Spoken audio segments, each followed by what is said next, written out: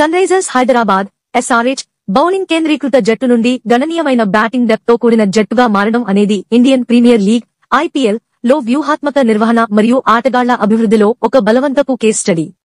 Please share and subscribe for more updates.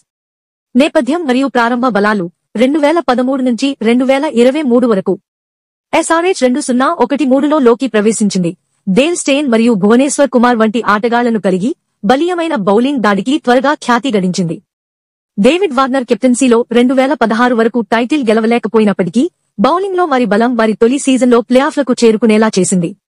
అనేక సంవత్సరాలుగా జట్టు విజయాలు సాధించేందుకు తమ బౌలర్లపై ఎక్కువగా ఆధారపడింది. తరచుగా లీగ్లో అగ్రస్థానంలో నిలిచింది. Please share and subscribe for more updates. Batting depth కు మార్పు 2024 నిర్వహణ ద్వారా తీసుకున్న కీలక చర్యలు. ప్లేయర్ అక్విజిషన్ బలమైన బ్యాటింగ్ లైనప్ అవసరాన్ని మేనేజ్మెంట్ గుర్తించింది.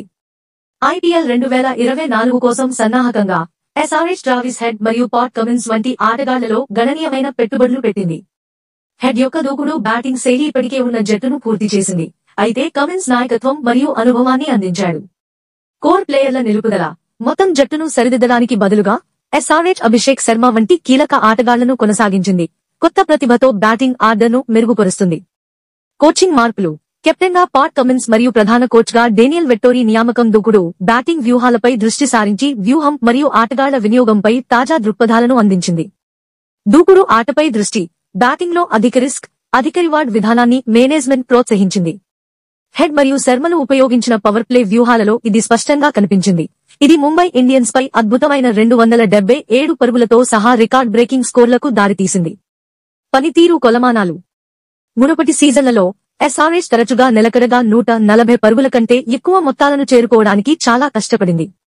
అయితే 2024లో వారు తరచుగా ఒక్కో మ్యాచ్కు 300 పరుగుల దగ్గర లేదా అంతకంటే ఎక్కువ పరుగులు చేశారు. బ్యాటింగ్ ఆర్డర్ హెన్రిచ్ క్లాసెన్ మరియు అభిషేక్ శర్మ వంటి ఆటగాళ్ల నుండి గణనీయమైన సహకారాన్ని చూసింది. వారు అధిక ఒత్తిడి పరిస్థితుల్లో రాణించారు.